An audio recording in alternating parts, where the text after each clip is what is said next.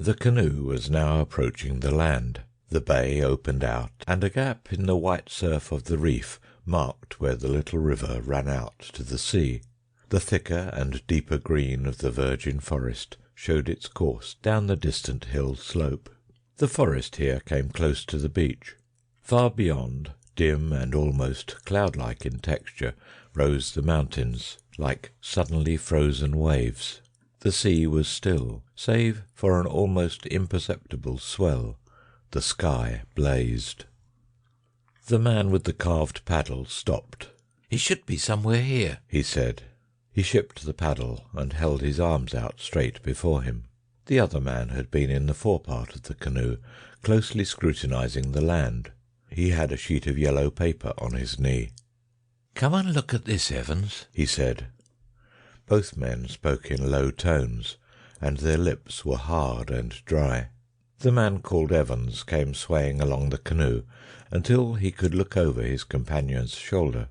The paper had the appearance of a rough map. By much folding it was creased and worn to the pitch of separation, and the second man held the discoloured fragments together where they had parted. On it one could dimly make out, in almost obliterated pencil, the outline of the bay. "Here," said Evans, "is the reef, and here is the gap." He ran his thumbnail over the chart. "This curved and twisting line is the river. I could do with a drink now. And this star is the place." "You see this dotted line," said the man with the map. "It is a straight line, and runs from the opening of the reef to a clump of palm trees. The star comes just where it cuts the river. We must mark the place as we go into the lagoon." "It's queer," said Evans after a pause, "what these little marks down here are for. It looks like the plan of a house or something, but what all these dashes pointing this way and that may mean, I can't get a notion. And what's the writing?" "Chinese," said the man with the map. "Of course, he was a Chinee," said Evans. "They all were," said the man with the map. They both sat for some minutes staring at the land, while the canoe drifted slowly. Then Evans looked towards the paddle. "Your turn with the paddle now, Hooker," said he, and his companion quietly folded up his map, put it in his pocket, passed Evans carefully, and began to paddle. His movements were languid, like those of a man whose strength was nearly exhausted. Evans sat with his eyes half closed, watching the frothy breakwater of the coral creep nearer and nearer. The sky was like a furnace, for the sun was near the zenith. Though they were so near the treasure, he did not feel the exultation he had anticipated. The intense excitement of the struggle for the plan, and the long night voyage from the mainland in the unprovisioned canoe, had, to use his own expression, taken it out of him. He tried to arouse himself by directing his mind to the ingots the Chinamen had spoken of, but it would not rest there. It came back headlong to the thought of sweet water rippling in the river, and to the almost unendurable dryness of his lips and throat. The rhythmic wash of the sea upon the reef was becoming audible now, and it had a pleasant sound in his ears. The water washed along the side of the canoe, and the paddle dripped between each stroke. Presently he began to doze. He was still dimly conscious of the island, but a queer dream texture interwove with his sensations. Once again it was the night when he and Hooker had hit upon the Chinaman's secret. He saw the moonlit trees, the little fire burning, and the black figures of the three Chinamen, silvered on one side by moonlight, and on the other glowing from the firelight, and heard them talking together in pidgin English, for they came from different provinces. Hooker had caught the drift of their talk first, and had motioned to him to listen. Fragments of the conversation were inaudible, and fragments incomprehensible. A Spanish galleon from the Philippines hopelessly aground, and its treasure buried against the day of return, lay in the background of the story. A shipwrecked crew thinned by disease, a quarrel or so, and the needs of discipline, and at last taking to their boats, never to be heard of again. Then Chang He, only a year since, wandering ashore, had happened upon the ingots, hidden for 200 years, had deserted his junk, and reburied them with infinite toil, single-handed but very safe. He laid great stress on the safety. It was a secret of his. Now he wanted help to return and exhume them. Presently the little map fluttered and the voices sank. A fine story for two stranded British wastrels to hear. Evans's dream shifted to the moment when he had Chang He's pigtail in his hand. The life of a Chinaman is scarcely sacred like a European's. The cunning little face of Chang He, first keen and furious like a startled snake, and then fearful, treacherous, and pitiful, became overwhelmingly prominent in the dream. At the end, Chang He had grinned, a most incomprehensible and startling grin. Abruptly, things became very unpleasant, as they will do at times in dreams. Chang He gibbered and threatened him. He saw in his dream heaps and heaps of gold, and Chang He intervening and struggling to hold him back from it. He took Chang He by the pigtail.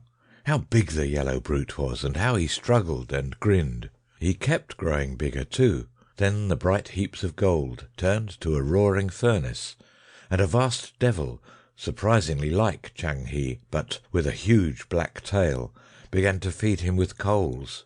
They burnt his mouth horribly. Another devil was shouting his name. "Evans, Evans, you sleepy fool!" Or was it Hooker? He woke up. They were in the mouth of the lagoon. "There are the 3 palm trees. It must be in a line with that clump of bushes," said his companion. "Mark that. If we go to those bushes, and then strike into the bush in a straight line from here, we shall come to it when we come to the stream." They could see now where the mouth of the stream opened out. At the sight of it, Evans revived. "Hurry up, man," he said, "or by heaven I shall have to drink sea water." He gnawed his hand and stared at the gleam of silver among the rocks and green tangle. Presently he turned almost fiercely upon Hooker. "Give me the paddle," he said. So they reached the river mouth. A little way up, Hooker took some water in the hollow of his hand, tasted it, and spat it out. A little further he tried again. "This'll do," he said, and they began drinking eagerly. "Curse this," said Evans suddenly. "It's too slow." And, leaning dangerously over the forepart of the canoe, he began to suck up the water with his lips. Presently they made an end of drinking, and, running the canoe into a little creek, were about to land among the thick growth that overhung the water. "We shall have to scramble through this to the beach to find our bushes and get the line to the place," said Evans. "We had better paddle round," said Hooker. So they pushed out again into the river and paddled back down it to the sea and along the shore to the place where the clump of bushes grew. Here they landed, pulled the light canoe far up the beach, and then went up towards the edge of the jungle until they could see the opening of the reef and the bushes in a straight line. Evans had taken a native implement out of the canoe. It was L-shaped, and the transverse piece was armed with polished stone. Hooker carried the paddle. "It is straight now in this direction," said he. "We must push through this till we strike the stream. Then we must prospect." They pushed through a close tangle of reeds, broad fronds, and young trees, and at first it was toilsome going. But very speedily the trees became larger, and the ground beneath them opened out. The blaze of the sunlight was replaced by insensible degrees by cool shadow. The trees became at last vast pillars that rose up to a canopy of greenery far overhead. Dim white flowers hung from their stems, and ropey creepers swung from tree to tree. The shadow deepened. On the ground, blotched fungi and a red-brown incrustation became frequent. Evans shivered. "It seems almost cold here after the blaze outside." "I hope we are keeping to the straight," said Hooker. Presently they saw far ahead a gap in the sombre darkness, where bright shafts of hot sunlight smote into the forest. There also was brilliant green undergrowth and coloured flowers. Then they heard the rush of water. "Here is the river. We should be close to it now," said Hooker. The vegetation was thick by the river bank. Great plants, as yet unnamed, grew among the roots of the big trees, and spread rosettes of huge green fans towards the strip of sky. Many flowers and a creeper with shiny foliage clung to the exposed stems. On the water of the broad, quiet pool, which the treasure seekers now overlooked, there floated big oval leaves and a waxen pinkish-white flower, not unlike a water-lily. Further, as the river bent away from them, the water suddenly frothed and became noisy in a rapid. "Well," said Evans. "We have swerved a little from the straight," said Hooker. "That was to be expected." He turned and looked into the dim, cool shadows of the silent forest behind them. "If we beat a little way up and down the stream, we should come to something." "You said—" began Evans. "He said there was a heap of stones," said Hooker. The two men looked at each other for a moment. "Let us try a little downstream first," said Evans. They advanced slowly, looking curiously about them. Suddenly Evans stopped. "What the devil's that?" he said. Hooker followed his finger. "Something blue," he said. It had come into view as they topped a gentle swell of the ground. Then he began to distinguish what it was. He advanced suddenly with hasty steps until the body that belonged to the limp hand and arm had become visible. His grip tightened on the implement he carried. The thing was the figure of a Chinaman lying on his face. The abandon of the pose was unmistakable. The two men drew closer together and stood staring silently at this ominous dead body. It lay in a clear space among the trees. Near by was a spade after the Chinese pattern, and further off lay a scattered heap of stones close to a freshly dug hole. "Somebody has been here before," said Hooker, clearing his throat. Then suddenly Evans began to swear and rave and stamp upon the ground. Hooker turned white, but said nothing. He advanced towards the prostrate body. He saw the neck was puffed and purple, and the hands and ankles swollen. "Pah!" he said, and suddenly turned away and went towards the excavation. He gave a cry of surprise. He shouted to Evans, who was following him slowly. "You fool, it's all right. It's here still." Then he turned again and looked at the dead Chinaman, and then again at the hole. Evans hurried to the hole. Already half exposed by the ill-fated wretch beside them lay a number of dull yellow bars. He bent down in the hole, and, clearing off the soil with his bare hands, hastily pulled one of the heavy masses out. As he did so, a little thorn pricked his hand. He pulled the delicate spike out with his fingers and lifted the ingot. "Only gold or lead could weigh like this," he said exultantly. Hooker was still looking at the dead Chinaman. He was puzzled. "He stole a march on his friends," he said at last. "He came here alone, and some poisonous snake has killed him. I wonder how he found the place." Evans stood with the ingot in his hands. What did a dead Chinaman signify? "We shall have to take this stuff to the mainland piecemeal, and bury it there for a while. How shall we get it to the canoe?" He took his jacket off and spread it on the ground, and flung 2 or 3 ingots into it. Presently he found that another little thorn had punctured his skin. "This is as much as we can carry," said he. Then suddenly, with a queer rush of irritation, "What are you staring at?" Hooker turned to him. "I can't stand him." He nodded towards the corpse. "It's so like—" "Rubbish," said Evans. "All Chinamen are alike." Hooker looked into his face. "I'm going to bury that anyhow, before I lend a hand with this stuff." "Don't be a fool, Hooker," said Evans. "Let that mass of corruption bide." Hooker hesitated, and then his eye went carefully over the brown soil about them. "It scares me somehow," he said. "The thing is," said Evans, What to do with these ingots? Shall we rebury them over here, or take them across the strait in the canoe?" Hooker thought. His puzzled gaze wandered among the tall tree trunks and up into the remote sunlit greenery overhead. He shivered again as his eye rested upon the blue figure of the Chinaman. He stared searchingly among the grey depths between the trees. "What's come to you, Hooker?" said Evans. "Have you lost your wits?"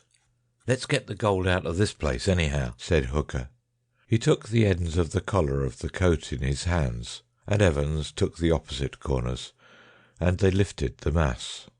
"Which way?" said Evans. "To the canoe." "It's queer," said Evans, when they had advanced only a few steps, "but my arms ache still with that paddling." "Curse it," he said, "but they ache. I must rest." They let the coat down. Evans's face was white, and little drops of sweat stood out upon his forehead. "It's stuffy somehow in this forest." Then, with an abrupt transition to unreasonable anger, "What is the good of waiting here all the day? Lend a hand, I say. You have done nothing but moon since we saw the dead Chinaman." Hooker was looking steadfastly at his companion's face. He helped raise the coat bearing the ingots, and they went forward perhaps 100 yards in silence. Evans began to breathe heavily. "Can't you speak?" he said. "What's the matter with you?" said Hooker. Evans stumbled, and then with a sudden curse flung the coat from him. He stood for a moment staring at Hooker, and then, with a groan, clutched at his own throat. "Don't come near me," he said, and went and leant against a tree. Then, in a steadier voice, "I'll be better in a minute." Presently his grip upon the trunk loosened, and he slipped slowly down the stem of the tree until he was a crumpled heap at its foot.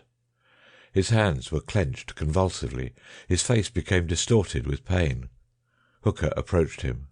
"Don't touch me, don't touch me," said Evans in a stifled voice. "Put the gold back on the coat." "Can't I do anything for you?" said Hooker. "Put the gold back on the coat." As Hooker handled the ingots, he felt a little prick on the ball of his thumb. He looked at his hand and saw a slender thorn, perhaps 2 inches in length. Evans gave an inarticulate cry and rolled over.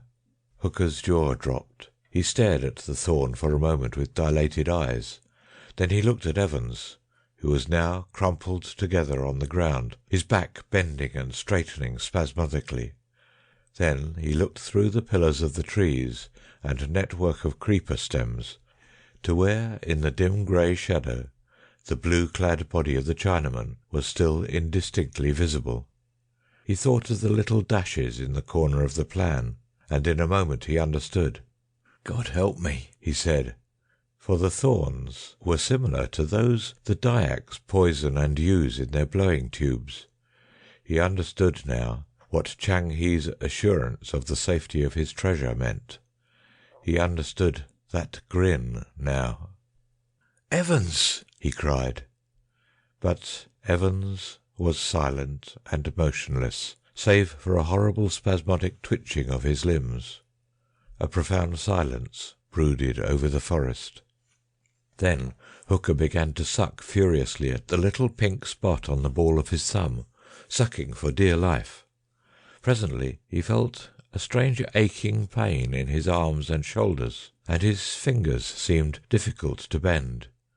Then he knew that sucking was no good. Abruptly he stopped, and sitting down by the pile of ingots, and resting his chin upon his hands and his elbows upon his knees, stared at the distorted but still quivering body of his companion. Chang He's grin grew into his mind again. The dull pain spread towards his throat, and grew slowly in intensity. Far above him a faint breeze stirred the greenery, and the white petals of some unknown flower came floating down through the gloom.